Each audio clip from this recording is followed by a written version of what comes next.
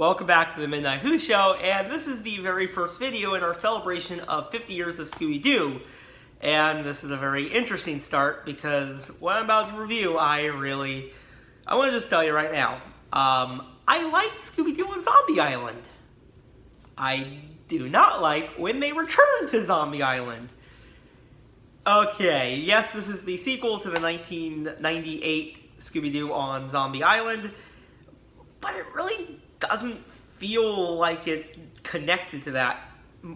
Mostly because when they do a flashback of our time on, Moonscar Island, it wasn't the same feel. Okay, basically what I mean, when they did the flashback is to the first film in this version, it was just normal Scooby-Doo canon. It wasn't really like what it was in that. They kind of retconned it. It wasn't really like they were, out of high school, no longer teenagers, and on their own in the world.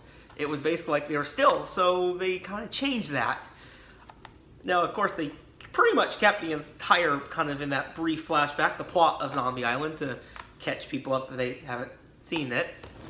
But honestly, this one just doesn't feel like it, because even their costumes that they wore in that one are not even in this. It's their original costumes, so that's of course different. And it's just like they don't even recognize it automatically, and they're not even kind of questioning how they won this trip.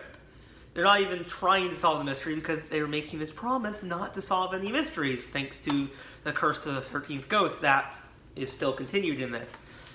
And I just don't like how they're portrayed. Those characters, the characters of Velma, Daphne, and Fred in the beginning, I don't really like how they're kind of portrayed because, well, Fred just seems really addicted to the Mystery Machine because he sold it in the last one. And yeah, I don't know what they were doing with Fred, but he really seems obsessed with the Mystery Machine. He is not handling that well. And with them not being able to kind of agreeing to Shaggy and Scooby not to solve any mysteries, and of course to the cop, it just feels like their characters were out of place because they're always trying to find the mystery. Because to me, they were the characters, at least when I watched Scooby Doo, they would question that we're getting a trip. Even the inhabitants who get there say, get out, like just leave the island. They're not questioning that. Okay, let's get a little bit out of that. So of course, as you can tell, Scooby and Shaggy won a trip to Moonstar Island. But what I can say, the positive of this film, let's talk about the positive instead of all that negative. I really like that first part of the movie. There's some jokes that didn't always work, and the characterizations were not always there for me, but I kind of thought that made sense, no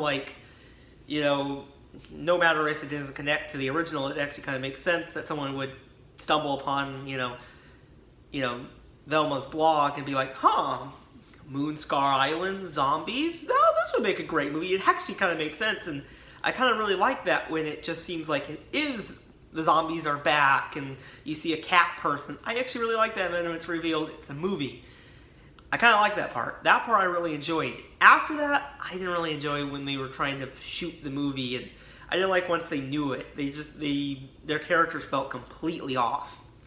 It just didn't work. Now, also, the animation was quite decent. It's normal Scooby-Doo direct-to-video movie quality right now. It's pretty much identical to all of them. Nothing too spectacular. It's decent enough animation.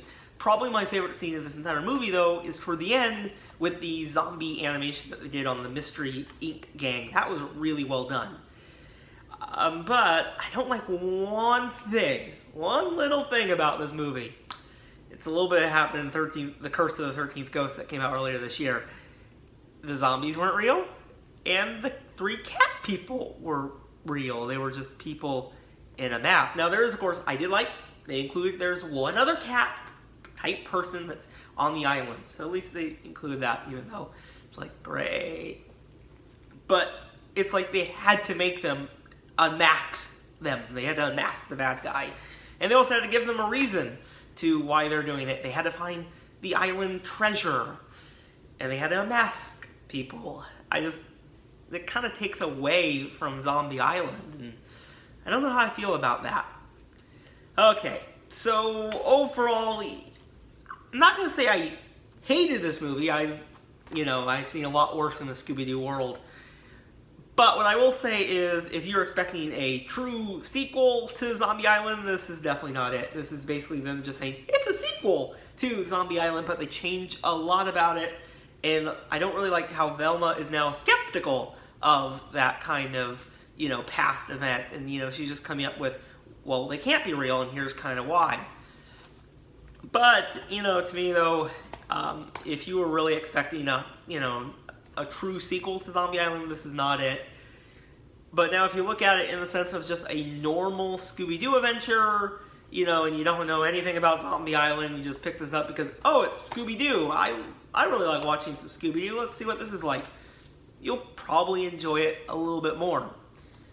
But if you kind of have seen the original and you really do enjoy it, you really enjoy the original Zombie Island, like me, I just don't think you'll enjoy it. Now let's talk about something, special features. There's not much on this, of course. It's basically 2 episodes of the new Scooby-Doo Mysteries and an episode from What's New Scooby-Doo. But what's interesting, going back to our old Midnight Who Files day, you know, where we dissect DVDs, what I found to be very interesting was, if you look right there, it just says the new Scooby-Doo Mysteries, Ghost of the Ancient Astronauts Part 1. They didn't include that, they include Part 2, which they do. So if you do buy, and you look at it like, why didn't they include Part 2? They do, they just did not put it on it. So yeah, that is Scooby-Doo on Zombie Island. Definitely a 6.5 out of 10. You know, to me, at least the animation is good. You know, it's not terrible. And there's parts of the story I really enjoyed that at least save it from being, you know, a complete disaster. But yeah, Scooby-Doo, the direct-to-video movies this year have been very interesting. Of course, this one and The Curse of the 13th Ghost. They both try to revisit the past, but I don't think they do a very good job at it. Now, of course, this is the very first video in the Scooby-Doo celebration. Over the next couple of weeks, we're going to be taking a look at some more Scooby-Doo throughout this month and actually next month. Because of Halloween, we're going to be doing a review of Zombie Island. So stay tuned for that. And we're also going to be reviewing some other Scooby-Doo direct-to-video movies and some, of course, recent Scooby-Doo episodes from the Guess Who series and the very first Scooby-Doo episode. So stay tuned for all that. I really hope you guys enjoyed this video, and I'll see you guys in the next video. But only watch this if you really want to spend money on it. Don't otherwise maybe rent it or wait till it's cheap.